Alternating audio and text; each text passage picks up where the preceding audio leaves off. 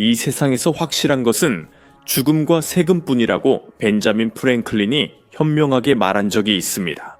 하지만 기록된 역사의 시작부터 지구 곳곳에서 꾸준히 관찰된 또 다른 현상이 있습니다. 바로 전쟁입니다. 2025년 여름은 제2차 세계대전 종전 80주년이 되는 해입니다. 이는 전 세계에 영향을 미친 마지막 대규모 전쟁이었습니다. 그 전쟁 동안 약 7천만에서 8,500만 명이 사망했으며 이는 인류 역사상 가장 치명적인 분쟁이었습니다. 하지만 전쟁이 끝난 이후 세계는 비교적 평화로운 시기를 보냈음에도 불구하고 그 이후 전투로 인해 약 2억 3,100만 명이 여전히 사망한 것으로 추정됩니다. 그리고 불행히도 다음 대규모 충돌이 매우 가까워진 듯합니다.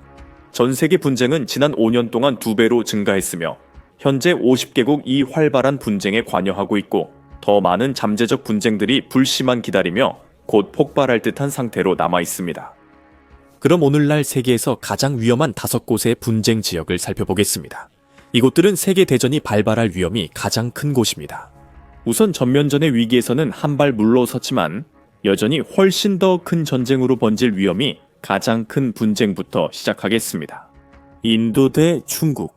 우리 목록에 있는 많은 분쟁들처럼, 그리고 사실 현재 전 세계에서 벌어지고 있는 대부분의 분쟁들처럼 인도 중국 갈등도 영토 국경 분쟁에서 시작됐습니다.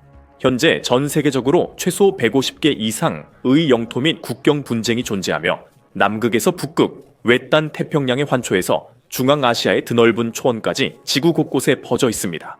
이들 대부분의 근본 원인은 식민지 시대 말기에 영국과 프랑스가 지도에 선을 그어 세계 절반을 분할한 데서 비롯됩니다. 중동의 현대 국경, 아프리카 국경의 80% 영국령 인도와 프랑스령 인도차이나의 독립 이후 아시아의 광범위한 지역, 그리고 세계대전 이후 유럽의 국경이 모두 이에 해당합니다. 대부분의 국경이 이렇게 그려졌고 이것이 중국과 인도 국경 분쟁의 핵심입니다. 두 나라는 모두 핵 보유국이며 세계에서 인구가 가장 많고 두 번째로 많은 국가입니다. 또한 세계에서 세 번째와 네 번째로 강력한 군사력을 보유하고 있습니다. 그래서 두 나라 사이에 전면적인 충돌이 발생한다면 그것은 빠르게 정말 심각한 사태로 번질 가능성이 높습니다. 이 논란은 1914년에 영국과 티베트 사이에 체결된 유사한 협약으로 거슬러 올라갑니다. 이 협약으로 인해 히말라야 산맥을 가로지르는 국경이 형성되었습니다. 이 국경선은 영국령 인도 외무장관 헨리 맥마흔의 이름을 따 맥마흔 라인이라 불리며 그는 국경선 설정을 주도했습니다. 하지만 중국은 그 협정의 당사자가 아니었고 1950년에 인도와 공식적인 외교 관계를 맺고 같은 해 티베트를 합병한 이후로 티베트가 협약을 체결할 주권이 없었다는 이유로 국경을 계속해서 분쟁의 대상으로 삼아왔습니다. 그 결과 해결되지 않은 분쟁이 계속 이어지고 있습니다. 중국은 실질 통제선 서쪽 약 15,000제곱마일 영토를 통제하며 인도는 이 지역을 자국 영토라고 주장합니다. 또한 인도는 약 34,750제곱마일로의 동부 지역을 관리하고 있으며 베이징은 이를 자국 영토로 보고 있습니다. 1950년대 후반에 긴장이 고조되었고 1962년에는 한 달간 지속된 전면적인 충돌로 번졌으며 양측 모두 수천 명의 사망자를 남겼습니다. 충돌이 끝난 후 중국은 이른바 실질 통제선을 설정하여 자국의 진출을 굳혔습니다. 1967년 추가 전투로 양측 수백 명이 사망했습니다. 하지만 1980년대에는 중국이 인도의 군사 훈련을 공격으로 오해하면서 또 다른 충돌이 가까스로 피할 수 있었습니다. 하지만 2020년 갈반 계곡 소규모 충돌을 제외하면 이로 인해 인도군 20명과 중국군 43명이 사망했습니다. 실제로 갈반 계곡 충돌 이후 대부분 실질 통제선은 유지되고 있습니다. 중국과 인도 간의 관계는 상당히 완화되었으며 여기에는 2024년 루다크 지역의 주요 마찰 지점에 대한 합의도 포함됩니다. 직항편의 복원과 비자 제한 완화로 인해 인도 순례자들이 티베트의 성지를 방문할 수 있게 되었습니다. 6년 만에 양국 모두 브릭스 경제 블록의 창립 회원국입니다. 2025년 8월 31일 시진핑 중국 주석과 나렌드라 모디 인도 총리는 2020년 충돌 후 모디 총리의 첫 중국 국빈 방문에서 오랜 국경 분쟁 해결을 약속했습니다. 겉으로 보기에는 최근 몇 년간의 화해 움직임이 두 강대국 간의 갈등 가능성이 높아지는 것이 아니라 오히려 줄어들고 있다는 신호로 보입니다. 하지만 두 나라가 종종 경쟁적인 이해관계를 가지고 있는 이웃 국가들에서 정치적 혼란이 커지면서 상황은 더욱 복잡해지고 있습니다. 네팔과 방글라데시는 지난 1년 동안 대중 봉기로 인해 정부가 전복되는 사태를 겪었고, 미얀마는 여전히 끝이 보이지 않는 내전에 갇혀 있습니다. 이 지역 전역에서 기온과 갈등이 고조되면서 잠재적으로 불안정하게 만들 수 있는 요인들이 너무 많아 일일이 셀 수조차 없습니다. 가까운 미래 인도와 중국 사이에 또 다른 충돌이 발생할 가능성이 있습니다. 특히 중국이 우리 목록에서 두 번째로 다가오는 분쟁인 인도와 파키스탄 갈등에 깊이 관여하고 있다는 점을 고려하면 더욱 그렇습니다. 다시 말하지만 이 분쟁의 근본 원인은 영국이 지도에 그어놓은 경계선입니다. 1947년 영국의 분할로 힌두교가 다수인 인도와 이슬람교가 다수인 파키스탄이 탄생했습니다. 영국의 옛 식민지에서 분리된 것입니다. 하지만 이 경우에는 인도와 중국 간의 분쟁과는 달리 두 나라 국민들 대부분이 서로를 진심으로 증오한다고 강하게 주장할 수 있습니다. 영국이 라지를 분할한 후 충돌이 이어졌고 1965년과 1971년에 전쟁이 발생했습니다. 특히 1971년 전쟁 후 인도령과 파키스탄령 카슈미르 사이에 새로운 통제선이 생겨 주요 분쟁 지역이 되었습니다. 1999년 양국이 충돌했으나 2003년 이후로는 대체로 평화가 유지되었습니다. 하지만 산발적 국경 충돌로 수십 명이 사망했고, 인도는 파키스탄의 인도 내 테러 지원에 계속 불만을 제기하고 있습니다. 2025년에는 긴장이 폭발하여 두 나라가 파괴적인 미사일과 드론 공격을 주고받았고, 양국 공군이 하늘에서 대치하면서 전 세계가 숨을 죽이고 지켜봤습니다. 도어서는 4월 22일 잠무 카슈미르 파할감 근처 바이사란 계곡에서 발생한 테러였습니다. 보안이 취약한 관광지에서 5명의 무장 세력이 민간인 26명을 살해했습니다. 인도는 파키스탄이 자국 정보기관인 ISI를 통해 이번 공격을 주도했다고 비난했습니다.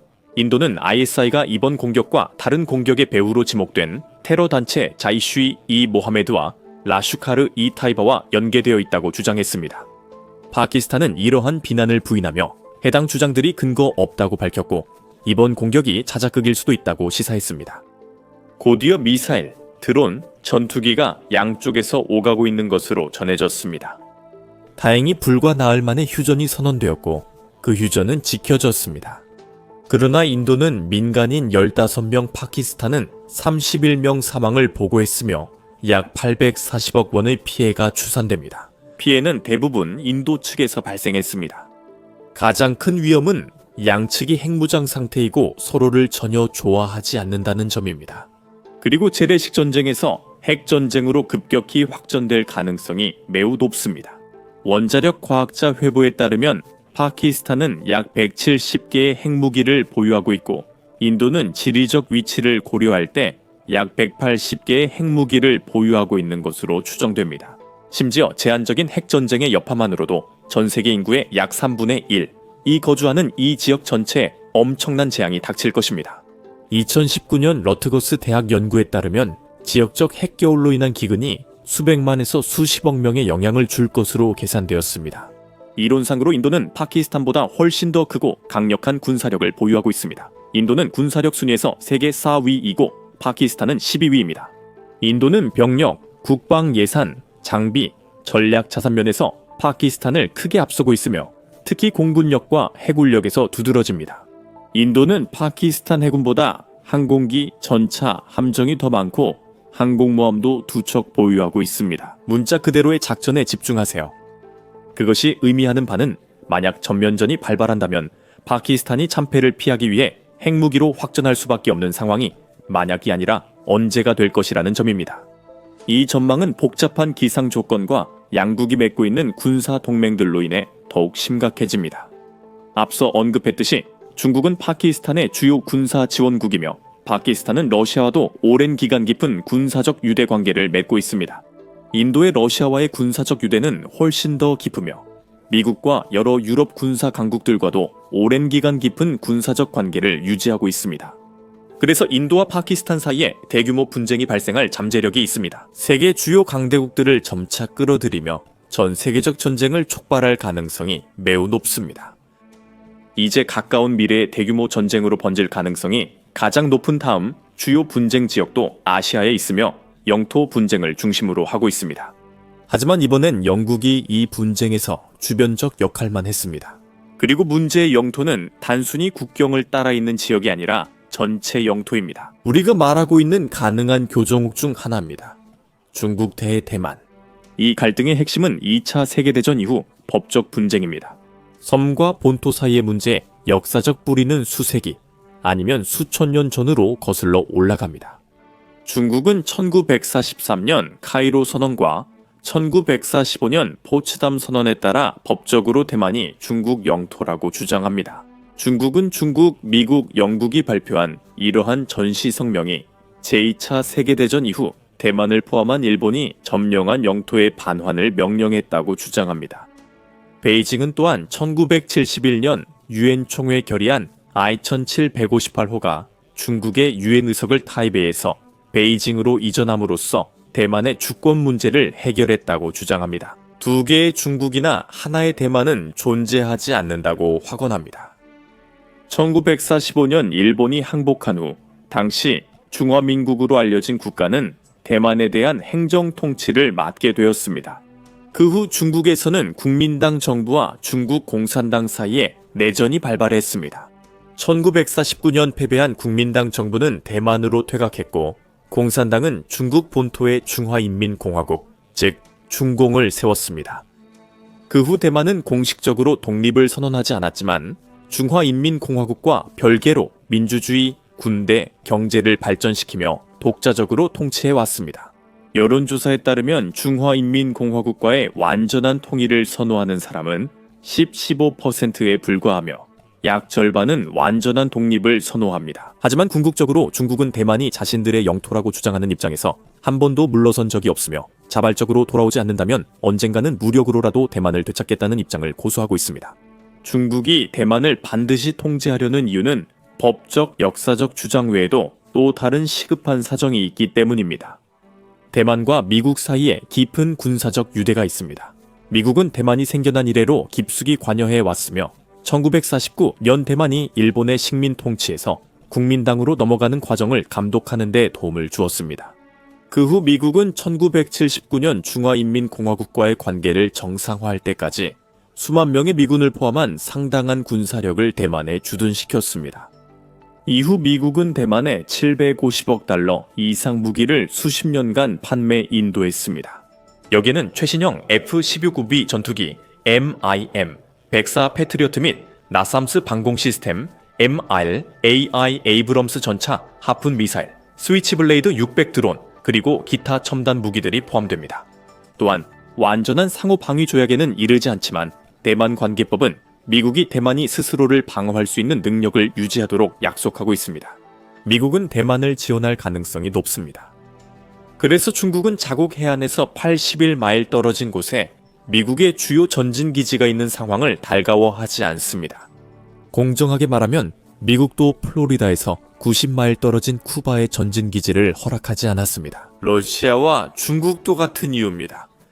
그리고 대만이 군사적으로 더 강해지고 미국과 더 밀접하게 연계될수록 중국이 행동에 나서고 소송을 제기할 유인이 더 커집니다. 미국이 직접 개입하지 않는다면 중국과 대만 간의 직접적인 충돌은 다소 불균형한 싸움입니다. 대만의 미국산 첨단 무기가 수적 열세를 다소 완화하지만 여전히 양국 격차는 큽니다. 중화인민공화국은 대만보다 병력은 4배, 포병은 2배, 항공기는 3배 가까이 많습니다. 해군도 훨씬 크고 잠수함은 10배, 항공모함은 3척 보유 중입니다. 또한 첨단 미사일과 드론을 더 많이 보유하고 핵무기도 갖추고 있다는 점은 자명합니다. 결과적으로 중국은 이론상 대만을 침공하기 전 봉쇄와 폭격으로 항복시킬 자원이 충분합니다. 필요하다면 가능합니다. 하지만 만약 중국이 대만을 공격한다면 미국과 다른 동맹국들이 가만히 서서 지켜보기만 할 것이라고는 거의 상상할 수 없습니다. 이런 상황에서 미국은 양날의 검입니다. 한편으로는 대만 침공이 미국과의 전쟁으로 이어질 가능성이 높다는 사실은 분명히 중국이 행동에 나서지 못하게 막는 주요 요인입니다. 반면에 만약 중국이 실제로 행동에 나선다면 미국의 개입은 거의 확실하게 더 넓은 범위에 잠재적으로 핵 대결로 이어질 것입니다. 한편 대만에서 북쪽으로 약 1000마일 떨어진 곳에서는 매우 비슷한 역학관계가 다음 주요 분쟁지인 한반도, 즉 북한과 남한에서 벌어지고 있습니다. 하지만 이번에는 미국뿐만 아니라 세계의 다른 두 핵 강대국인 러시아와 중국도 거의 확실하게 끌려들 가능성이 높습니다. 중국 대만 갈등과 마찬가지로 남북한 간의 갈등 역시 유전적으로는 거의 차이가 없지만 이념적으로는 크게 다른 사람들이 벌이는 갈등입니다. 한국전쟁 종전 무렵 휴전협정이 체결되며 양측 사이에 비무장지대, 비무장지대가 설치됐습니다. 60년간 이 155마일 지역에서는 불안정한 평화가 유지되었습니다. 세계에서 가장 야생적인 숲 중 하나인 이곳은 수천 종의 야생 동물이 살며 지구상에서 가장 중무장된 곳 중 하나로 둘러싸여 있습니다. 양측에는 수천 문의 대포와 수마일의 지뢰가 배치되어 있습니다. 남한의 수도 서울에 900만 명의 인구가 살고 있고 이곳이 북한의 미사일 사정권 안에 있기 때문에 만약 양측이 완전히 독자적으로 행동한다면 매우 폭력적이겠지만 흥미로운 대결이 벌어질 것입니다. 한쪽에는 기술적으로 앞선 대한민국이 있습니다. 현역 병력이 60만 명으로 세계에서 5번째로 큰 상비군을 보유하고 있으며 예비군도 약 3,100만 명에 달합니다. 이들은 국내에서 생산된 KI 흑표 전차와 K9 썬더와 같은 세계적 수준의 무기 체계로 무장하고 있습니다. 자주포는 동급 최고로 평가받고 있습니다. 전 세계적으로 이들의 공군은 첨단 F-35A 스텔스 전투기, F-15K 슬램, 이글 FA, 50 경전투기를 포함해 1000대가 넘는 항공기를 운용하고 있습니다.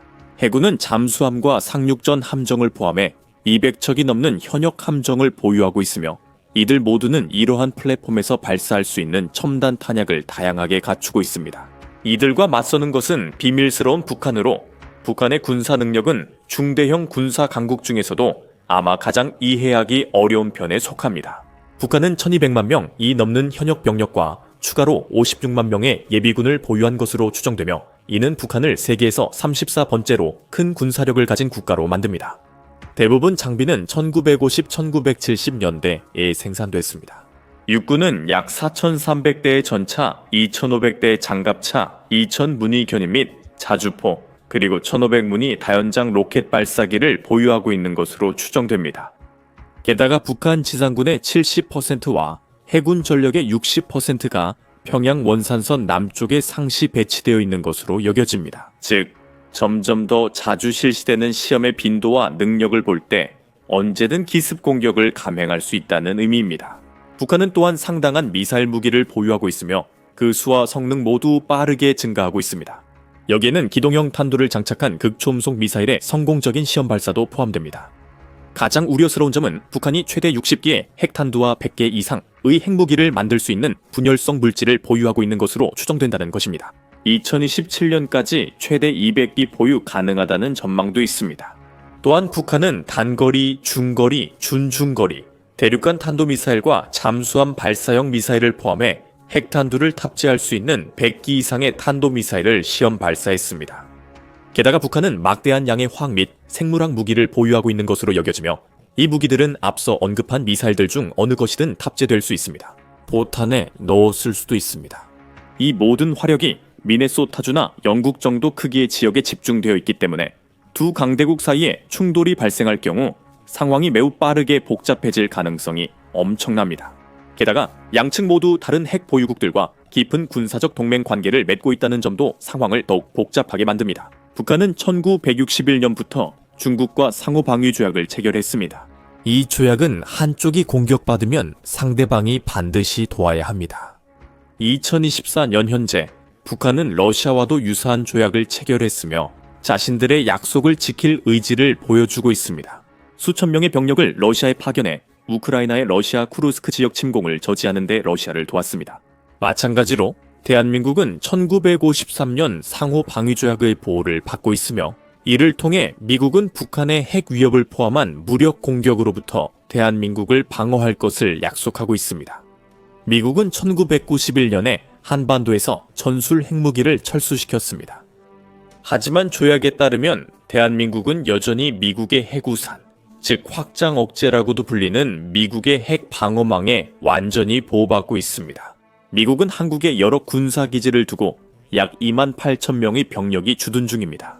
그래서 한반도에서 어떤 중대한 충돌이 발생한다면 결국 다른 주요 강대국들도 sooner or later 모두 끌려 들어오지 않을 수 없다는 것은 거의 상상하기 어렵습니다.